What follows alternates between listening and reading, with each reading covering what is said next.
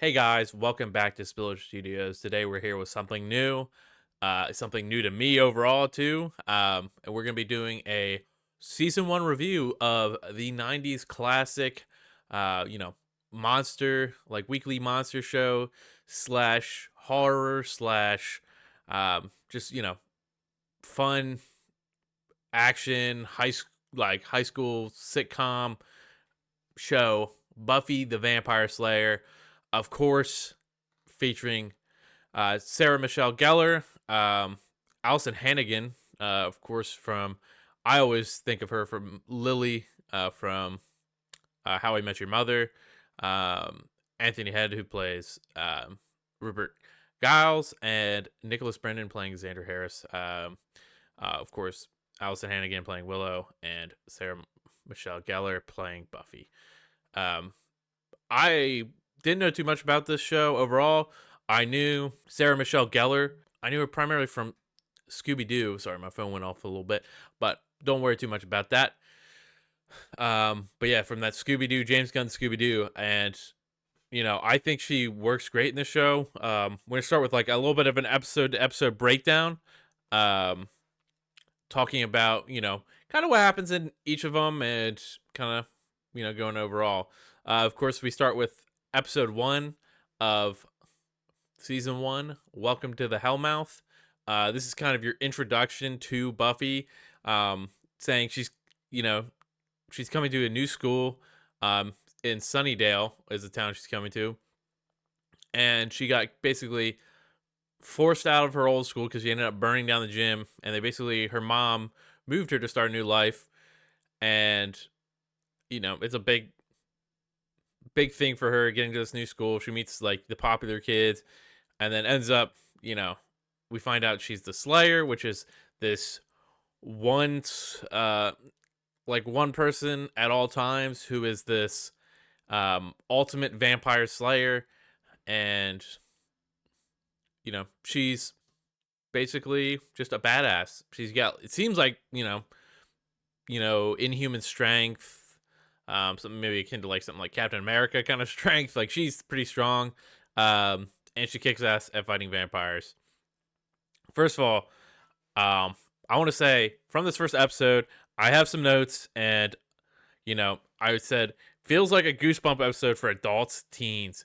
Like I think this show just feels like goosebumps, and it's fun. It's, um, you know, it's kind of lighthearted. You get very fun characters for the most part. I do think I'll talk about this in the next episode. I guess I'll talk about that. But you kind of get, her awkward smart friend who's played by Allison Hannigan, Willow. She is that, can hack anything, good at school, like nerdy archetypes. So she's just like a fun character. I think Allison Hannigan plays that character very well throughout the show. And she kind of has a crush on the character Xander. And Xander, he is the kind of horny dude character from the '90s, like, you know, kind of thrown in there for laughs. You know what it feels like, or like, God, this guy's so unlikable kind of character. But he's part of the main ragtag group of characters. Then you get Rupert Giles. He is actually the new librarian there, and he's actually, when Buffy first gets to that school and goes to the library, he knows of her, knows she's a Slayer, and she's kind of confused like that. I thought that was going to go somewhere else. Like I didn't think. I believe they call him the Watcher, which is kind of this role of a person to kind of guide the Slayer, and I wasn't expecting that. I thought he was going to be like a vampire or something. I'm not gonna lie. When I first, watching it, not knowing anything, but I enjoyed it. I enjoy his character a little bit. Like I said, I'll talk about that next episode, I guess. But no, I'll just talk about it now.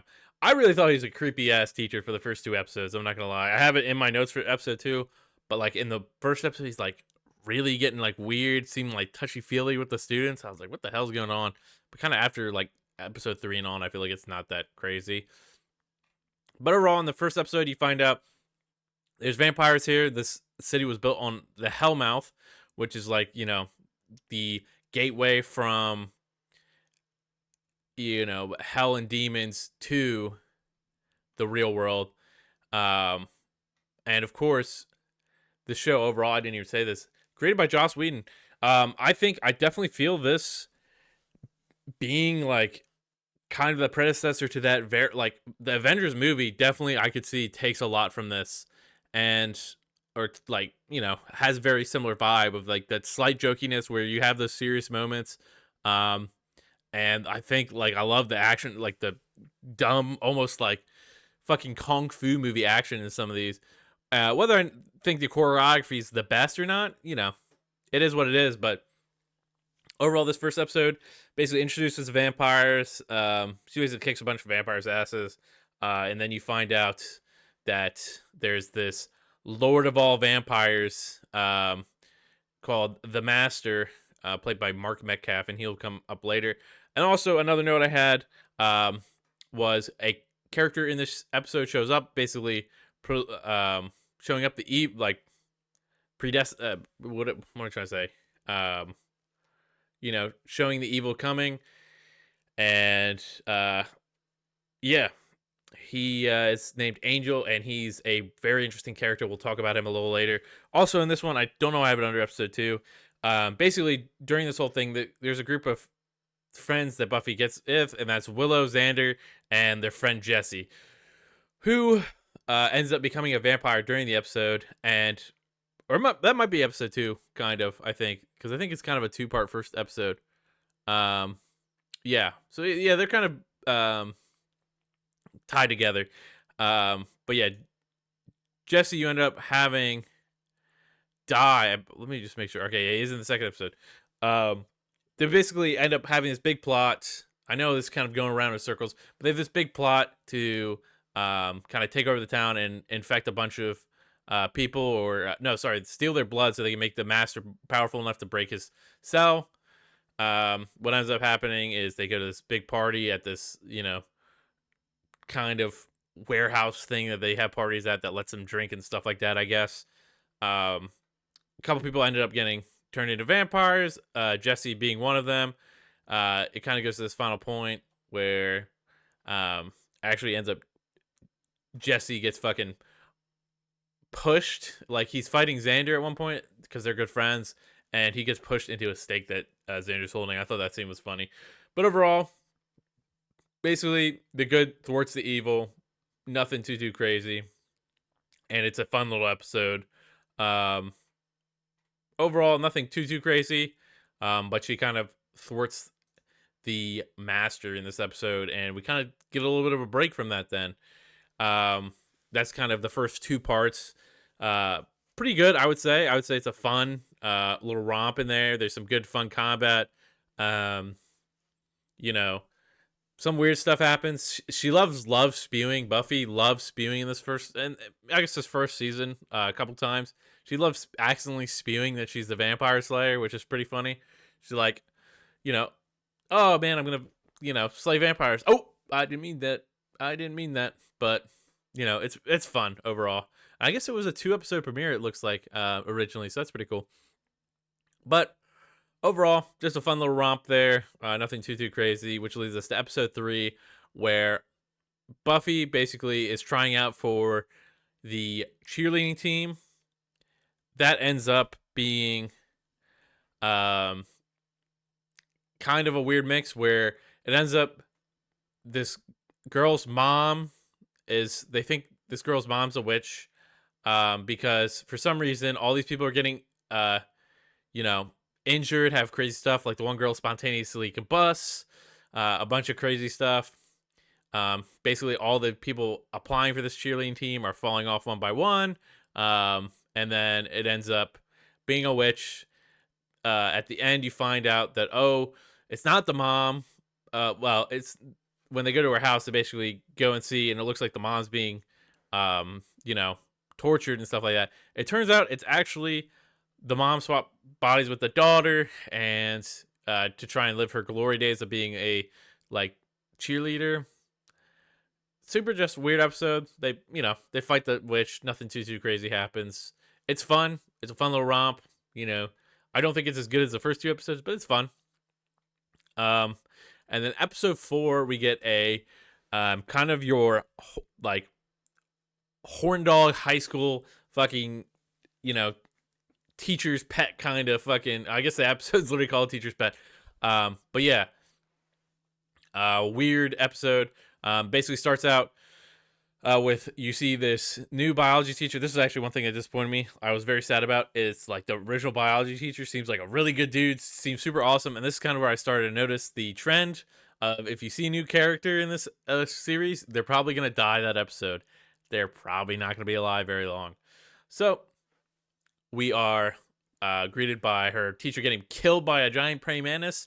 And then basically you find out later she gets they get a substitute, and that substitute is actually the giant praying mantis, and she's basically luring her students that think she's hot um, into her lair to try and breed them. It's weird, but overall, just a fun little thing. I think the monster effects, like the practical effects, are really cool. And it's a fun episode. It's nothing crazy. I think it's probably the weakest of the episodes so far, but I don't think it's too bad. I think maybe it might be above Witch for me, just for the fact that it's like cool to see, movie monsters, like old school movie monsters effects. I like that. Um, Episode number 5, Never Kill a Boy on the First Date. Basically, this is Buffy finding that love gets in the way of, um, basically gets in the way of,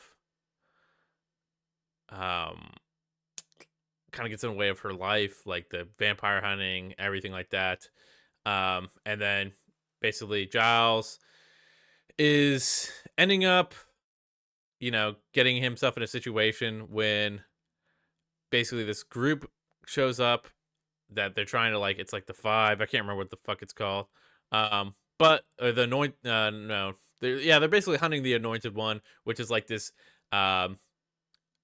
vampire that'll be the one that slays the Slayer, and basically all that's going on at the same time. Nothing too crazy, just a decent little episode. And one thing I did not realize when I watched this episode, I didn't realize that little kid became the fucking anointed one. I didn't see that scene. I don't like know how I didn't see it. Like I watched the full episode. I don't know if it gave me like the next episode prompt or something like that to watch. So I completely missed that kid was the one until I think that episode 7. So I like watched 2 episodes and I was like, he showed up in the middle of that episode. I was like, what the fuck? Who the fuck is this kid talking in like an evil voice? But we go next to the pack, where basically they go to a field trip to a zoo. Ends up, I don't know if oh yeah, my cat. She heard hyena and was very interested. Oh, she just screamed. She's messing with all the boxes back there. But yeah, basically, Xander and a couple of these like weird guys end up, or not weird kids, but like these school bullies end up wandering into a hyena cage that's like a special hyena from Africa, and basically it's has the power to control people. Nothing too crazy. They come in, they start being weird, they start smelling each other's hair. It's just weird. They get like a baby pig mascot and they just fucking eat that shit. Kind of crazy. They also eat the principal too. But basically they just end up, there's a ritual that, allows the hyena thing to, you know, infuse with its, like, kind of imbue itself in a human and make that human more powerful. Yeah, it's weird. It's an okay episode, but it turns out like all it is like the fucking keeper, the caregiver, the animal caregiver. I don't know what this cat is doing. She's rubbing against some stuff, but he ended up wanting to fucking become a hyena man, and they just push him over the edge and get him killed. One thing I will say is like watching these episodes, you get to like a point where it's like, okay, yeah, this is like gonna become a 2-episode thing. But they like, it's like the last 10 minutes, you're like, okay, there's no way they wrap this up, and it wraps up really quick, which I feel like is, to it hurts it a little bit probably, but it's still like just enjoyable. Like it's a fun, like I said, romp. Episode 7, we get to Angel, which is probably one of the best episodes of season 1.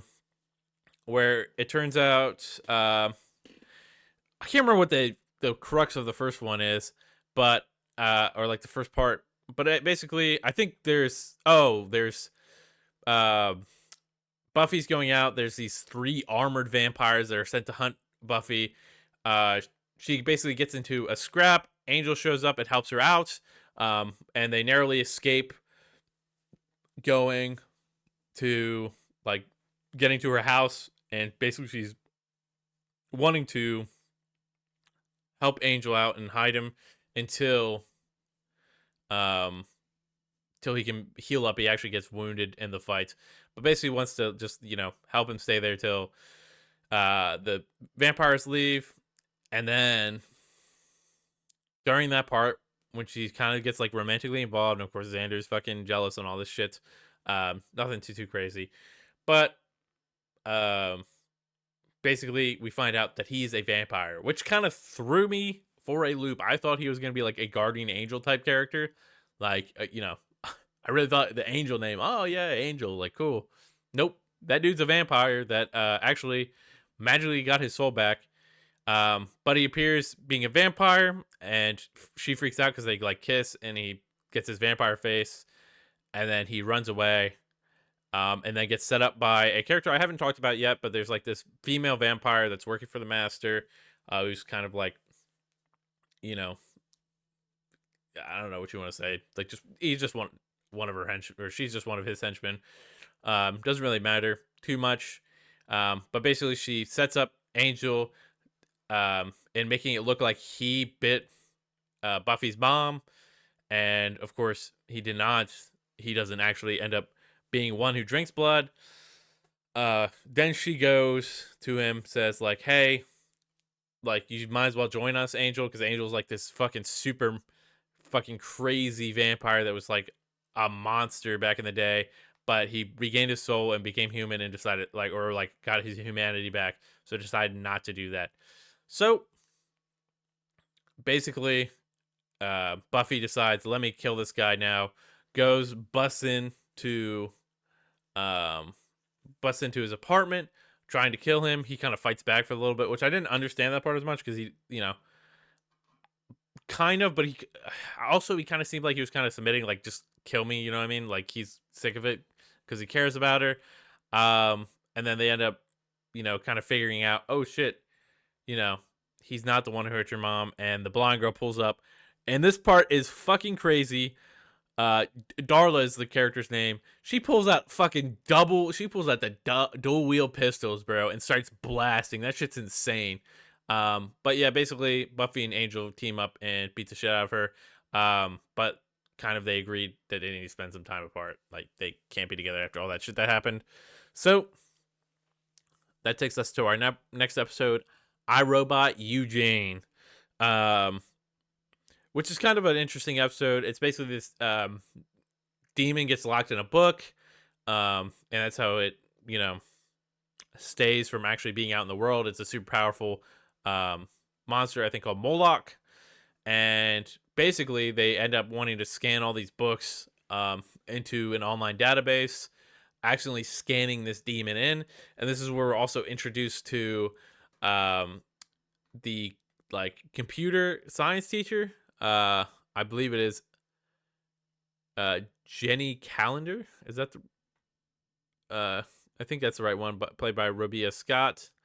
Yeah, she's basically a little tech wizard. This demon kind of invades the computers, kind of catfishes Willow, because she's the one who freed him, and like he says he loves her. She like kind of gets pushed away from the group because Buffy doesn't trust him because he thinks he could be like an online creep, whatever. So Willow kind of gets pushed away. They find this like abandoned warehouse where, or like this old abandoned computer factory, I guess. And there's some weird stuff going on there, so on and so forth. Basically, ends up being in that factory. They're building this giant robot, and Willow wants to meet her boyfriend kind of thing, and it's all types of weird. Basically, he becomes a fucking just giant robot demon, and They end up fighting him, gets defeated. There's one thing I do like though, that I wrote down, and it's this conversation between um, Julia Carpenter, I think is what her name was again. Um, but this like computer teacher, and they basically have this conversation because she talks about how he's in the past. Also, because she also helps him kind of defeat the robot as well. I think they're actually the ones who, in the end, defeat him, and she turns out to be also kind of that um, into the dark magic kind of realm that's going on, and it's super cool. Um, and she basically helps him out, and you know, he kind of goes along with it because she actually knows more than you would think, and it's like a cool little mix of like that techno demons and fucking whatever you want to say, and it's cool. It's like online information and fucking old book reading guy kind of come together and form one. But I do think there's a cool little line in here where Giles says he doesn't want to adapt to computers because he fears a world without human interaction, and people can be completely manipulated by technology, which I think is something that we see today more than you'd think. But overall, just a fun little episode. Nothing crazy. I think this is actually, I think, the lowest rated episode on IMDb for the series, which I'm kind of crazy. I don't think it's like that bad. It's kind of like whatever. But yeah, it's decent. And then that gets followed up by the Puppet Show, which to me is probably like the most goosebumpsy feeling one because of those fucking Night of the Living Dummy episodes, which turns out um, basically um, like a weird thing where like these people are getting killed, like a heart removed and stuff like that. And basically, there's this demon that's trying to um, get these people's body parts so he can get a living host. Kind of interesting, but um, you know, there's this like big talent show thing happening. I don't know. It's kind of a weird one. And this guy has a dummy, and the dummy's seemingly talking and being weird, and they kind of suspect that this dummy is this demon trying to get a body. But it turns out this puppet guy is actually also a demon hunter, which is kind of cool. He's like an old school demon hunter. I wish we got more of him. Honestly, it's really like a fun plot point because it kind of like builds up like he is the demon getting the body, but no, he's not. Um, and then ends up because Giles ends up being forced to run this talent show. Um, he ends up kind of getting caught in the crossfire, and they try and steal his brain because he's like a smart guy. Um, but it's a pretty fun episode overall. Nothing too crazy. Um, you know, it's decent. It's a decent episode. I do really like the puppet stuff. I wish we'd gotten more of him. I don't know who actually voices the puppets. If it says, I don't know. I think this is also when we get introduced to the new principal, who's a dick. Principal Snyder. Fuck that guy. Um, maybe, yeah, I don't know. I guess it's probably uh Tom Weiner, who is Sid is I guess the puppet's name. But yeah, it's just a fun little episode. Like I said, now on to episode 11 or episode 10. Sorry, Nightmares, where basically there's this kid in a coma. He's basically astral projecting nightmares onto all these the characters in Sunnydale, and it's a pretty decent episode. Just kind of does enough. It's kind of freaky. I did think the like main bad of the episode was very like Jason without the mask on esque kind of character, but overall nothing too crazy. Just like all these characters going through their nightmares, and they basically just figure out that they need to teach the kid how to beat the character, beat the evil monster, and wake up from his nightmare. And then basically it's all a metaphor for his coach being a terrible person. Pretty simple, cool, little fun episode. Nothing too crazy. Then on to episode 11, Out of Sight, Out of Mind. Basically, this episode is kind of crazy, honestly. There's this girl who is basically a nobody in school, that invisible girl kind of style, which ends up actually turning her invisible. And she basically Takes on that popular girl somehow in the first episode, Cordelia. She kind of tries to take it out on her. And they get on to this point of trying to help Cordelia because all her friends are getting targeted. Her teacher's getting targeted. They try and help her out. Basically, ends up with this invisible girl being a psychopath. Like, she isn't just because she was invisible and stuff like that. No, she's just crazy. Tries to take it out on Cordelia, and then Buffy kind of gets involved. They kidnap Buffy and Cordelia. This invisible girl tries to mutilate Cordelia to ruin her like perfect looks or whatever. And Buffy escapes and saves her, and basically covers her in a fucking cloak so they can see her. But the crazy part of this episode is the ending where the FBI shows up, snatches this invisible girl up. Very feels like that X-Files episode where it's like the where Mulder gets fucking goes to Area 51, sees all the stuff, and gets his brain wiped, so he never sees never knows what happened. That kind of episode. And then at the end you see this like special school for all these invisible kids, and basically being trained in school to be assassins, assassination classroom style, you know what I mean? Just a fun little weird episode. I was hoping to kind of tie in more. I thought they would do like a double episode to finish the season off, but they did not. So we are on to episode 12, the season finale for the first season, Prophecy of Girl. Basically, Giles finds a prophecy saying that Buffy's death, like Buffy will die when she faces the Master. It basically ruins Buffy because Angel, comes in and is like talking to him. And they're like, hey, like there's no other way. Buffy kind of loses the inspiration to actually fight this monster. It kind of goes to a point where she kind of gets a close little talk with her mom, and basically kind of gets her revitalized. Xander also tries asking her to the spring fling, and she denies him, which I like. One thing I was scared of, well, I guess we'll keep talking. But then she goes to fight the Master. She gets killed by the Master when he bites her. And then basically, Xander shows up, gives her CPR, brings her back to life. She goes on a badass spree, gets like superpower, goes fucking Super Saiyan, and beats the shit out of the Master and kills him.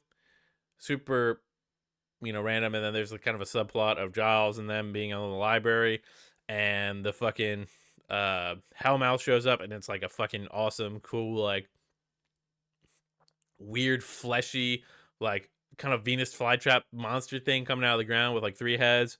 Pretty cool. But overall, she beats him. And the one thing I want to say is makes it happy because it's just like a happy ending episode to the episode.